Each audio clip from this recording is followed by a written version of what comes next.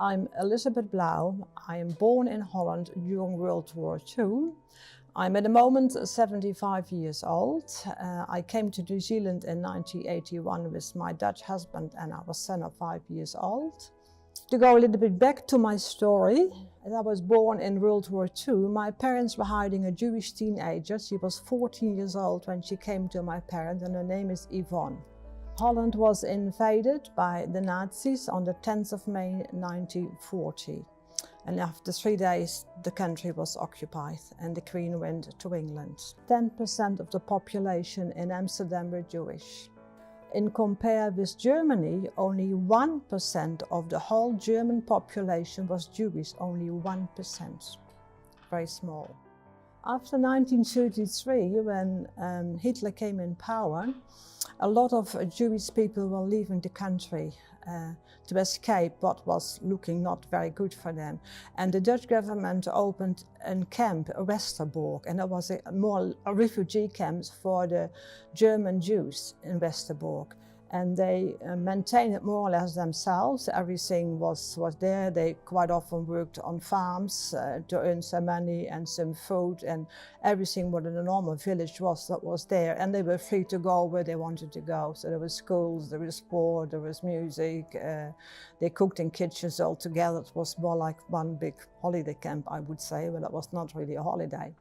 But when the Germans invaded Holland, the Germans used the camp to collect 3 more camps in Holland, but this one was the biggest one in Westerbork, about in the middle up north, and to collect all the Jews from the rest of the country before they were sent to the concentration camps in the trains. And because it was more or less a self-served camp by the Jewish people themselves, and it was then they were free to go, but when Hitler took power, the camp was closed, but it was still more or less run by the Jewish people themselves. There was not short of food, but the food was not fancy food, it was just basic food. But when the call came that each Tuesday 1,000 Jews had to go on the train, and the Jewish leader of the camp had to choose the 1,000 people. A terrible thing to make the choice. And so what happened more or less that the last arrivals were the first who went on the train. And you will hear later on how that came to pass. But at the end, the majority of the people in the camp at the end had to leave also. The majority was murdered. So Yvonne, her parents, lived in Nijmegen. Nijmegen is about in the middle towards the German border. One of the oldest cities in the Netherlands of Roman time as well. And that's where my grandparents lived, and that's where Yvonne, her parents, and Yvonne lived herself as well. Her father had a famous bakery. There was also a lunchroom as well. And also he had a vending machine that you put some money in, and then you took out the money, the food what you wanted to eat, which was, say, around 1938, was quite an amazing kind of thing. Also, Yvonne, her parents, had a car to deliver all the goodies as well. The connection between my grandparents and Yvonne, her parents, was that my grandfather was an assistant minister of the Dutch Reformed Church, and my grandparents lived on the premises. It was a big, big building. We as children played there a lot, so I know the building quite well. And so my grandfather said to Mr. Levitas, Yvonne, her father, if you have any problems, you always can knock on my door, because they delivered always a lot of special things over Christmas and the Easter period. The Jewish people was not a religious family, and at that time all the shops were closed on the Sunday, but not the Jewish bakery. All the Jewish shops were allowed to be open on the Sunday because their Shabbat was the Saturday. Yvonne's parents got a call if they could pick from Germany on the border the young people who wanted to escape Germany and then Holland to go to the US or England or to escape.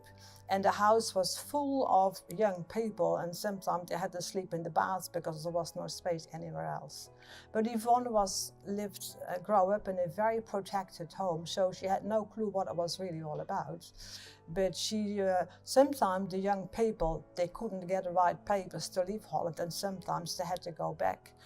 And Yvonne really was very glad they were coming back, because they were going back to their mom and dad, because she couldn't imagine living without her parents. She was more or less so addicted to her parents. Her parents couldn't even go away. She could not stand it. So that was the beginning before the war.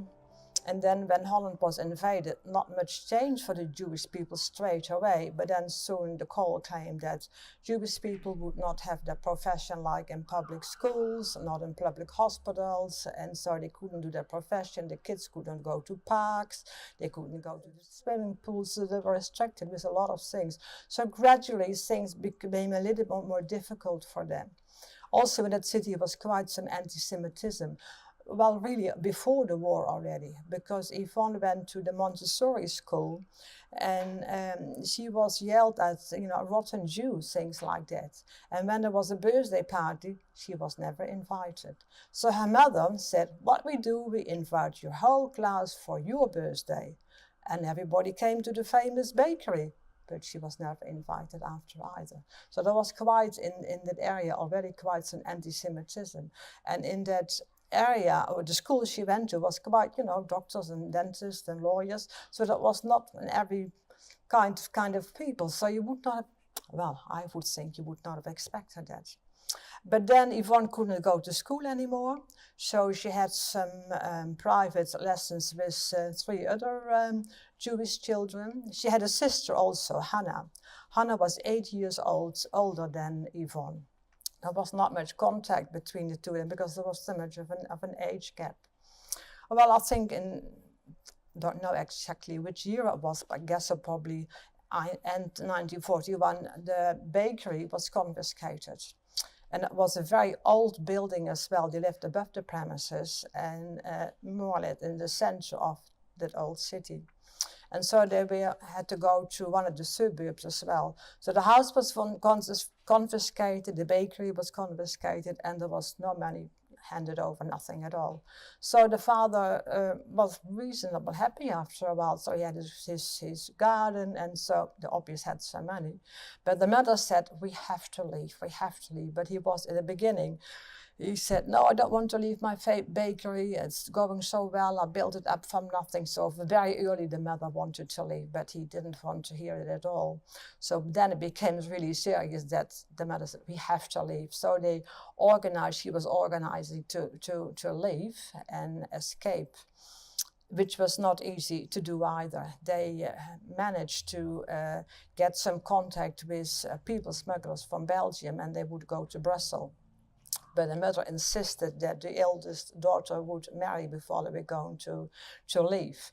And so they got married, I think it was 42, about August 42. They got married, and the two couple went on their own first to Brussels, and 2 days later, Yvonne and her parents overnight and walking and biking in the dark, and they made it safe in Brussels. And they had hoped they could stay in Brussels for the rest of the remaining time of the year of the war, not knowing how long that might take.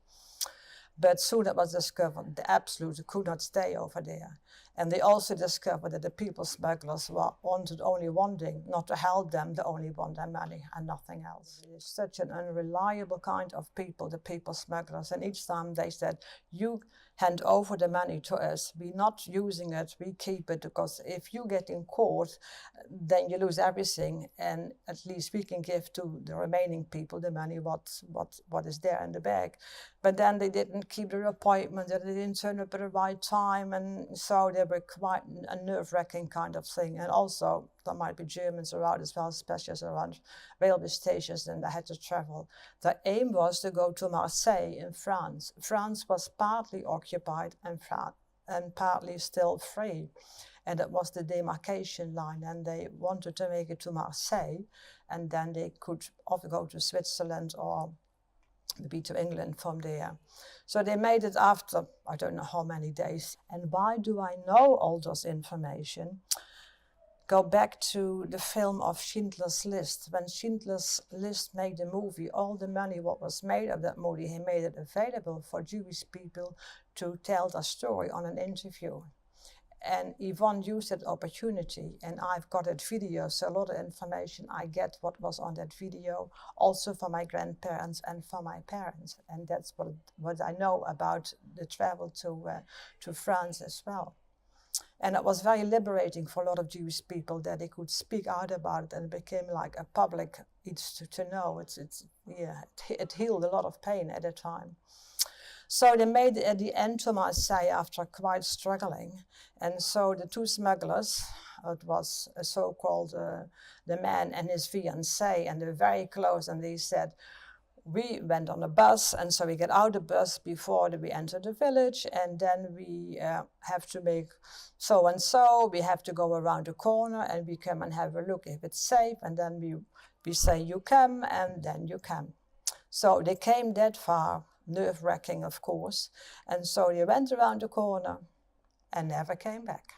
They had the money and everything with them, and there they were in Marseille, surrounded with Germans and people they didn't know.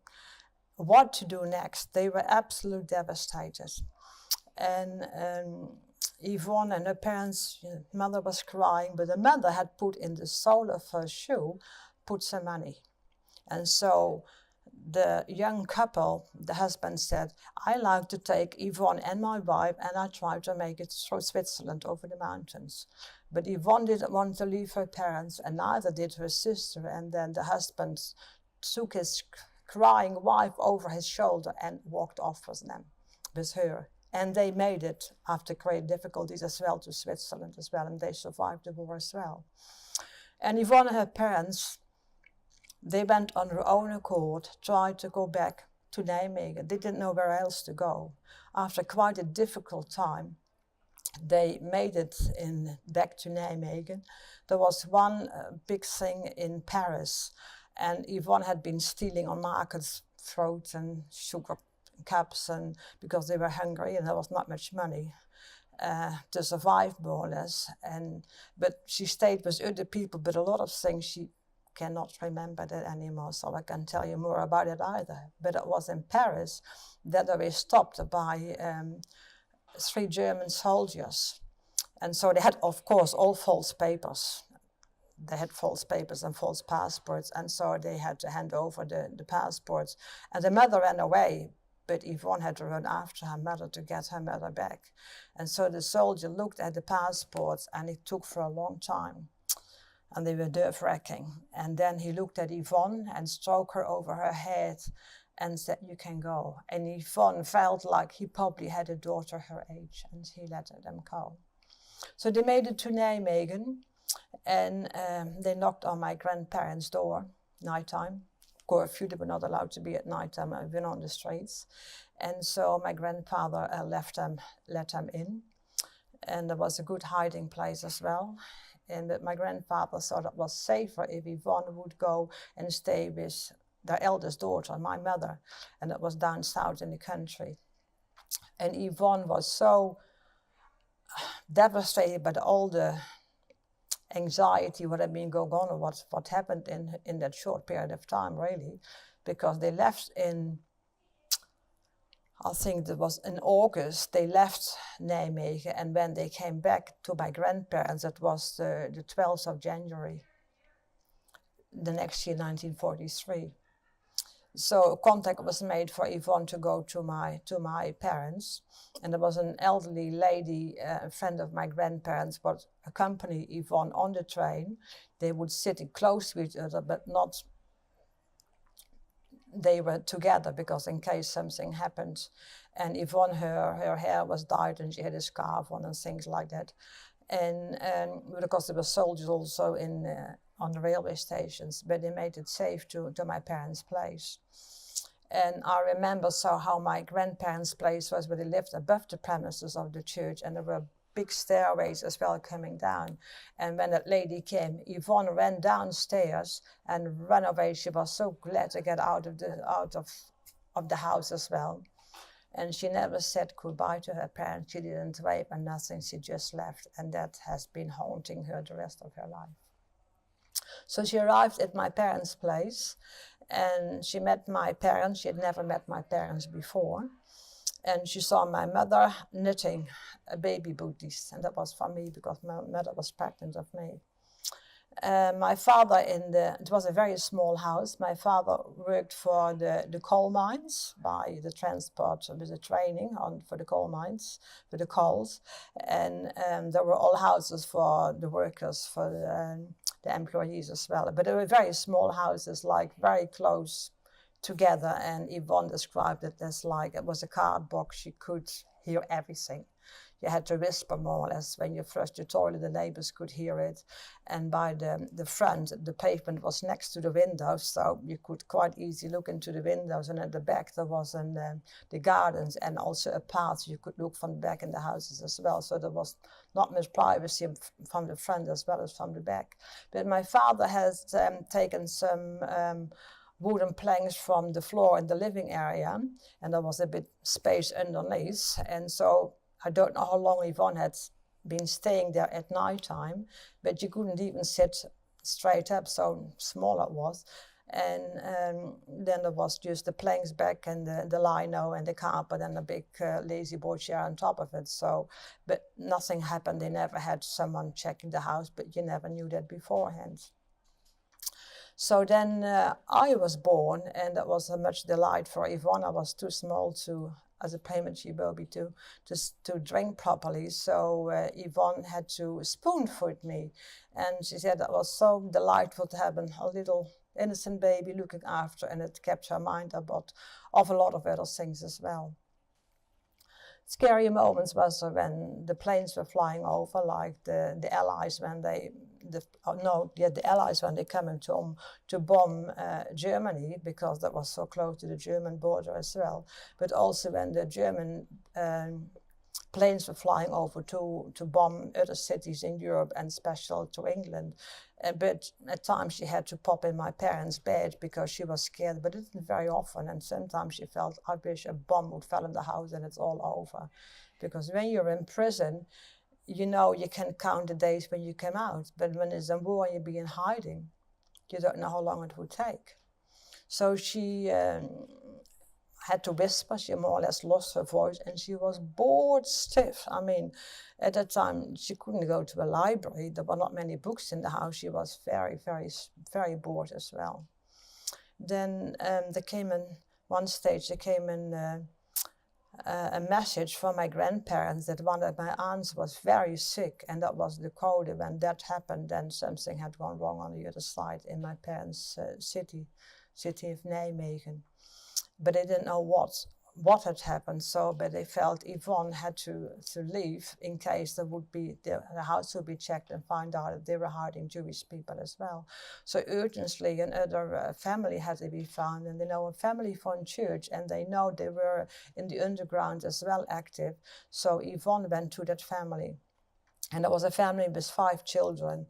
And she left it over there. She was not bored anymore. It was a big house, so she could play around. She was not allowed to go outside. And then one day, my parents came to tell her what has happened with her parents. And she was called, like in the old days, my parents had a living area, and you had just the very good room only to be used on Sunday, and that was there the same. And so she was called in the room, and she didn't want to leave the playing children. She enjoyed it so much to talk. And then they told her that her parents had been arrested. But she felt she had to squeeze a few tears out of her eyes and wanted to go back to her playing her friends, and more or less not accepting what really wanted to know what has happened. And what happened in my grandparents' place, there had been a traitor. And at night time, there was a knock on the door to open the door, and a razzia, and in panic, Yvonne's parents went to the wrong place. And with the searching light, they found them on the flat roof of the church with snow and ice. They could see the steps as well, so they were arrested along with my grandfather. The sad thing is to say that they were arrested not by the Nazis. They were arrested by 3 Dutch policemen. So they were arrested, and they were sent to Westerbork, the camp I was telling previous. And from there they were sent to Auschwitz, and they were guests 3 weeks after the arrest in Nijmegen. My grandfather was sent to jail. He went to jail in Arnhem. That is a little bit 15 kilometers above Nijmegen. And he was scared, of course, as well. So when he was in his cell and it was very cold, he started to sing hymns to encourage himself. And while he was singing, more prisoners around him started to join him in singing the hymns. The next day he was interrogated and he expected to be shot, hiding Jewish people. So he said, I've got nothing to lose, so I tell them what they need to hear. And he told them that you don't know what you were doing, you were killing the apple of God's eye, and your punishment will be severe. In that style, he has said a few things. And at the end, he was sent home, policeman. After the war, my grandfather and my uncle had to be witnesses in court that those people were the people who arrested them, and those 3 policemen went into jail after the war. So Yvonne came back to my parents again, 12th of February 44.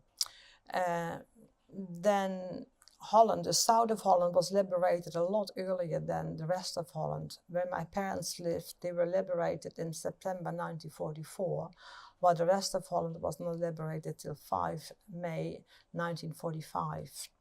And at one stage, there was fighting in my parents' neighborhood. On one side of the street with the Germans fighting, on the other side of the street with the Americans fighting. So the whole place had to be evacuated. So they got a warning for 30 minutes ceasefire. And so to get out, take the most important things and go on the move. By that time, I was, 1.5, so I was 2.5. I was 1.5 by that time. My mother was highly pregnant of my brother, and Yvonne hadn't been outside all the time. And then she filled the pram with all her bits and pieces, what was essential, and boxes on bikes, and they left. They were told to go to a windmill about 3 hours walk away. On the way, there were a lot of casualties as well. They saw cattle and people killed on the way as well, but they made it safe to the windmill. I was there, but too small to remember anything of it, of course. So in the windmill, they arrived safely, and my parents joined them. He was at work, he wasn't there when that happened. My mother got quite concerned about the table silver at home, and she asked my father, can you go on your bike and have a check on the house? That was when they were probably there a couple of days or a week, I don't know how long. And so Yvonne said by the time she had become quite adventurous, oh, can I come too? So they both went on the bikes back to the house, which was not allowed, of course. And while they were halfway through, there was fighting. And so they threw their bikes on the road and pushed themselves against the hedges. It was more like a farmland with paddocks and things like that. And then they felt arms. They picked them up under their arms, and they saw, God, what is happening here? And it were the Americans. So they were saved. But I mean, that was a scary thing to do. And that is the first time that Yvonne tasted peanut butter and instant coffee. So, but they had to stay there quite a while, and they never made it back to the house. They had to go back to the windmill, but it was an adventure, of course. On the 30th of September, my brother was born, and they went back to the house again, and there was only one broken window. Everything was still intact. So Yvonne stayed for quite a while, still with my parents. She had received letters from her sister in Switzerland, and they were safe, and there was a baby on the way as well, and the baby was born, I think, in January 1945. But Yvonne stayed with my parents, I don't know how long, but they didn't know about their parents, if they were alive or not alive. They expected they would be alive. And so Yvonne, I think with the Canadians, she went back to Canada. She could ride with them up to find out, was her sister back, or where would her sister be? And so Yvonne said, oh, well, that was a very close friend of my sister. I knock on their door. And when Yvonne knocked on the door was open, and there was her sister with the baby on her arm. So that was quite amazing, and they cried and cried and cried, but not knowing the stage about their parents. It was not till, I think, the end of 1946 that they were told that the parents were guests in Auschwitz and were not going to be returned. Yvonne could have stayed with my parents. My parents would have loved her to stay, but she went back to Nijmegen to stay with her sister and her brother-in-law and the little nephew. And there her life, got on, and because she missed a lot of education at the time she was the war as well. Later on, she got married, she had 2 children, and she lived in Israel for a while, but when she was away from Holland, everything was coming back, haunting her again from the past, more or less, so she felt she wanted to go back to Holland again. She lived in Amsterdam, and I stayed in with her in touch, not intensely a lot, but I always stayed in touch with her. But she died in 2000. She had leukemia.